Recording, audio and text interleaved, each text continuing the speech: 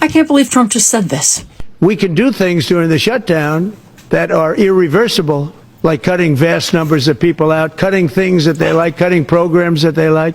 Donald Trump and his administration are going to illegally fire 450 to 500,000 American citizens. Now, these are federal employees that they're going to attempt to fire because there's a government shutdown, and they say there's no funds to pay them, which is absolutely not true. That has never happened before in the history of government shutdowns. If the government shuts down, who's in charge, really? Let me get this straight. Trump spent $180 billion on immigration, building out ICE and Alligator Alcatraz. Last week, he sent $6 billion to a foreign country who's continuing to murder children, yet our own government shut down because they don't have $8 billion to continue running this government. Got it. Pay attention because this is important. More than 100,000 federal workers are set to resign tomorrow in what could become the largest single-day departure in U.S. history. Breaking news, the United States government has officially shut down, and this time it's not just about furloughs. The White House has directed agencies to prepare for mass firings of federal employees, a move unlike we've ever seen with a government shutdown before. Traditionally, non-essential workers are temporarily sent home without pay, but under this new plan, reductions in force permanent job cuts are on the table. Estimates suggest up to 750,000 workers could be furloughed right away, and as many as 300,000 federal jobs could be eliminated altogether. The government shutdown is here, and the biggest impacts will be felt on federal workers, non-essential and essential workers like here at the airport. TSA agents and air traffic controllers are reporting to work this morning, and they won't get paid, and they won't get that paycheck until Congress passes a spending plan. Why would we have to lay off federal workers if we getting all this money from tariffs? Huh? Shutdown? Stop sign? What happened to all that money from the tariffs? Remember? The billions and billions we was bringing in? It might have been a T. It might have been a capital T. A trillion. What happened to all that money? What happened to the money from the waste, fraud, and abuse? You know? The Doge and them. Huh? Can you please tell me why we stopping the payment of federal workers? Huh? Stop sign. Ain't we the hottest country in the world right now? Ain't manufacturers bringing manufacturing to the United States? I thought we were swimming in the dough. Alright, picture this. You've worked for the government for 10, 15, and even 20 years, and you're not some faceless bureaucrat. You are a TSA worker, a park ranger, a nurse at the VA hospital, and then you wake up one day, just as usual, put on your uniform, you head to work to go serve the public. And then you find out that your paycheck is gone, not cut in half, just gone. Why, you may ask yourself? Because the government just literally shut down because politicians played chicken on Capitol Hill. Now, here's where it gets wild, because a huge chunk of the people who are hit the hardest are the very workers actually who voted for MAGA politicians, thinking that they were protecting their jobs, their values, their future, only to realize that, wait a minute, we might actually have voted against our best interest. We might actually have voted against ourselves. And this is actually the political equivalent of getting a pew-pew and shooting yourselves in the foot, and then looking around and asking, who gave me the pew-pew? You got it yourself. You F around, you find out. This is exactly what has been happening. Let's break this down: the chaos, the shutdown, the ripple effect, the families and the communities that are being affected, and of course the raw unfiltered reactions from MAGA America actually realizing that, they regret their vote. A little bit too late, isn't it? Subscribe to the channel if you're new. Let's take a look. I'll be back with more commentary after this.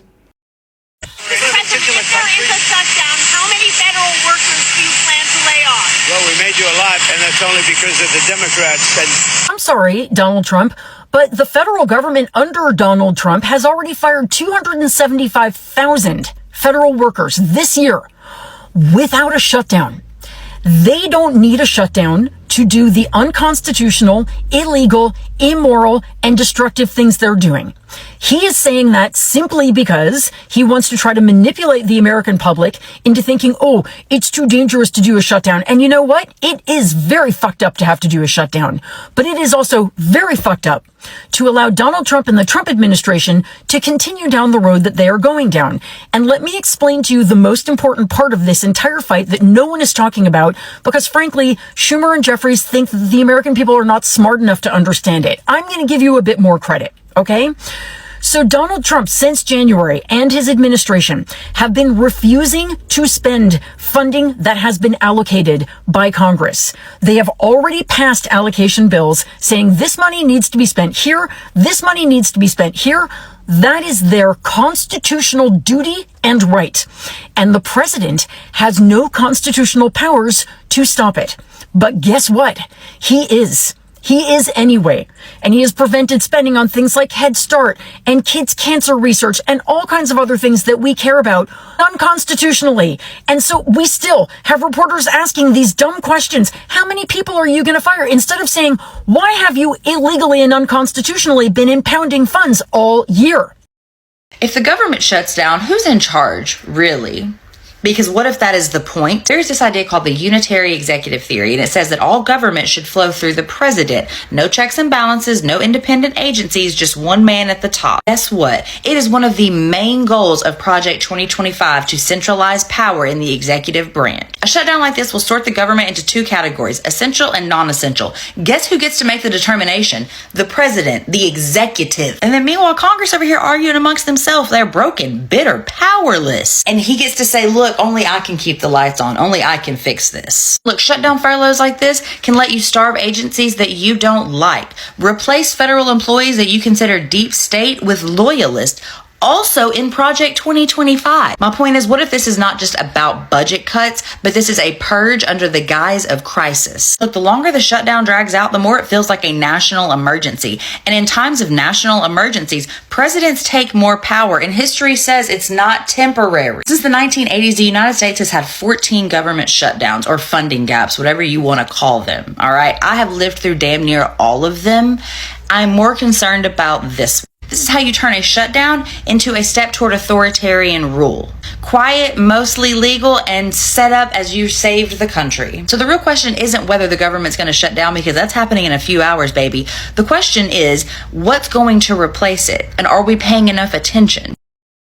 Don't you know that this is all by design? Government shutdowns, career threats, forced retirements, rifts, mass layoffs, all of the above. Fair fam, I need you to know, first of all, don't panic. Okay, I understand the feelings are real, but nobody can take away something that they didn't give you. Your life, your health, your goals, your dreams. If he didn't give it to you, he cannot take it away. I'm telling you right now is the time to double, triple down on all things positive. You got to block out the noise, because it's a lot and it's going to be more to come. It's all about mentally and spiritually managing this situation.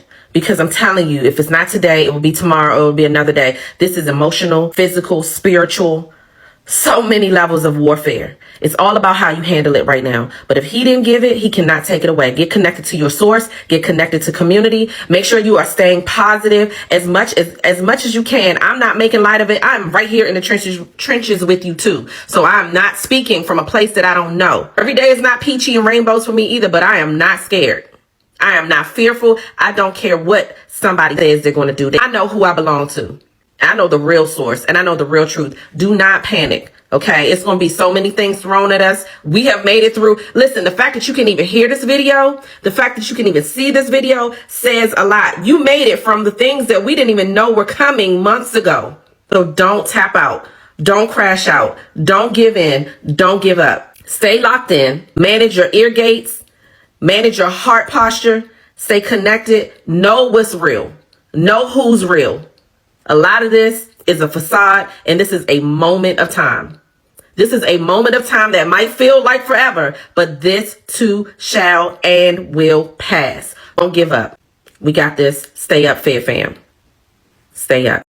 The Dumpty regime has pushed all Americans to the brink, and it's time for us as a collective to say, fuck you. Shut down the government to take away more healthcare and to prevent the files from being released. They have furloughed tens of thousands of federal workers. Some of them may not even have a job to return to. Dumpty has imposed 100% tariffs that went into effect today on prescription drugs, which is going to cost some people their lives. So I'm done asking nicely. I'm done with petitions, done with marches in the street that they ignore. It's time for America to stop participating. It's time for a massive financial strike. The media is not talking about Italy because they're afraid that we will do what Italy is doing. Stop paying your bills. Stop buying anything, and I mean anything, that's non-essential. Cancel every streaming service. Cancel every subscription box. It's time to live like it's 1990. The only expenses you should be paying are the ones that keep your family alive. Put on the table, a roof over your head, and gasoline in your car. Everything else is a luxury. Every non-essential dollar you spend is a vote of confidence for a system that's actively trying to break you. Dumpty administration is going to hold our government hostage because Democrats won't vote to take away more health care from Americans. We give them the middle finger by not giving them our money. First, get all of your money out of big banks and put it into a local credit union. Stop letting these billionaire-backed institutions use your money to fund the politicians who are responsible for this government shutdown. Secondly, this is a big one. Stop paying your taxes. Hear me out. I'm not saying evade them. I'm saying we resist. Put every single dollar that you would normally give to the IRS to a high-yielding savings account through a credit union. You let it sit. You let it grow. As a collective, we create a massive escrow account. We send a message. We will pay our taxes again when the government works for all of us. The government works for the fucking people and not a dictator, not for the Republican Party. They think they have all the power, and they're forgetting that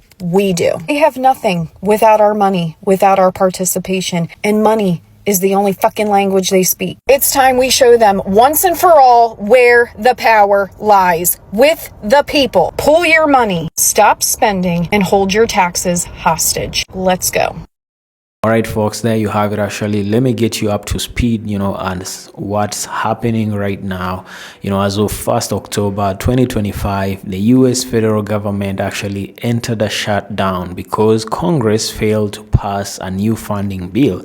Now, the numbers are staggering because estimates suggest that over 750,000 federal employees are at risk of actually losing their jobs because, the Trump administration is actually using this shutdown as a cover-up to actually push permanent job cuts.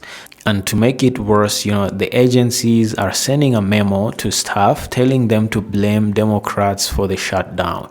Overtly blaming the left in agency communication, that's new actually. Now, the economic ripple effect about this is that, the White House memo warns actually that the US could lose $15 billion in GDP per week.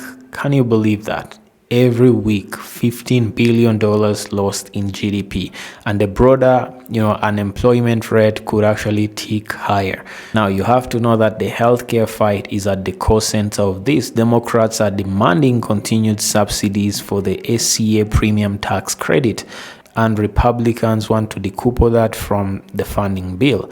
So yes, the stakes are high, and it's not just about a political battle on Capitol Hill. This is actually life and livelihoods of thousands and thousands of people, who are losing their jobs, as a result of this. Thousands of businesses that are going to be affected. Now, what's strange, or might not be strange, actually might be sad, is that among those federal employees, the majority of them actually voted for the Orange Man. They voted for the Orange Man thinking that he was actually going to bring back jobs on American soil. Can you believe the irony here?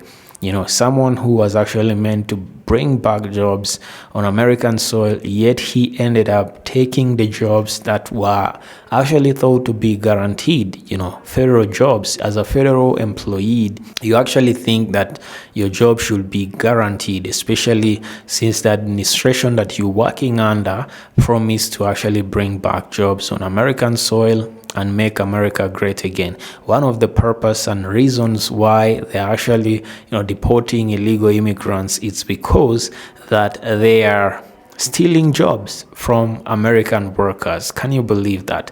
Then again, you go ahead and lose your only job that you have done for 10, 15, 20 years.